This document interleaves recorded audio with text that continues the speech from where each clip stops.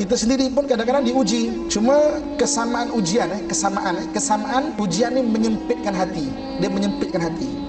Perbezaannya bentuk. Di sana orang kena tsunami, di sana orang kena gempa bumi, di sana orang kena gunung berapi. Kita di sini mungkin diuji dengan isteri, diuji dengan suami, diuji dengan anak-anak. A'udzu billahi minasyaitonir rajim. Muslimin dan muslimat dan dirahmati Allah sekalian. Yang ketiga, berlaku satu bencana, ujian. Allah menguji orang-orang yang berada di tempat sana tu.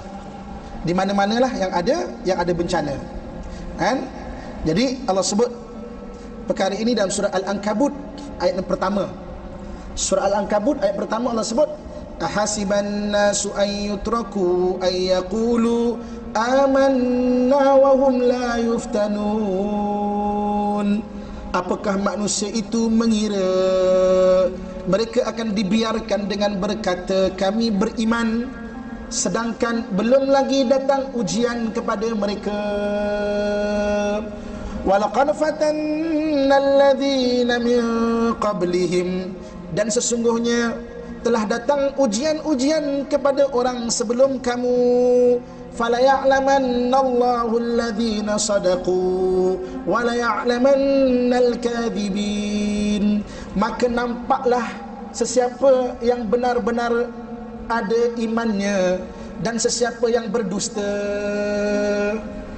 Datang satu ujian baru akan nampak siapa yang betul-betul kuat iman dia.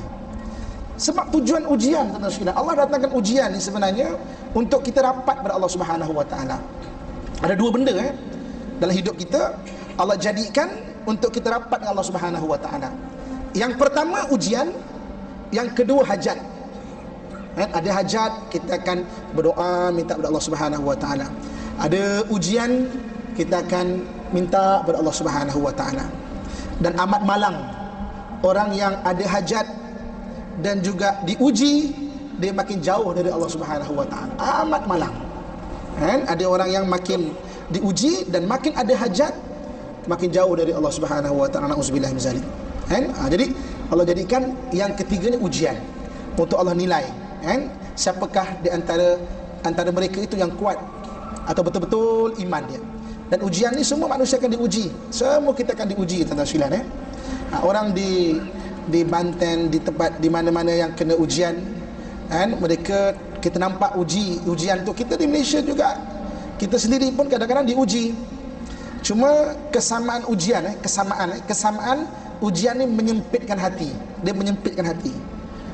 Perbezaannya bentuk. Di sana orang kena tsunami, di sana orang kena gempa bumi, di sana orang kena gunung berapi.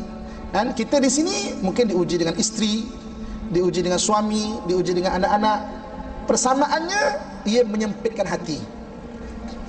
Perbezaannya bentuk membezakan. Sebab itu kata ulama, jangan bandingkan kebahagiaan kita dengan orang lain. Nanti kita tidak akan temui apa-apa kebahagiaan. Tengok ustaz, suami orang tu pegang tangan romantik, suami saya jalan tinggal 5 tiang tu ustaz. Suami orang pegang tangan tapi dia ada kelemahan yang lain yang kita tak tahu. Suami kita mungkin tinggal 5 tiang tapi orang yang sangat bertanggungjawab. Jadi jangan bandingkan, sebab semua manusia akan diuji.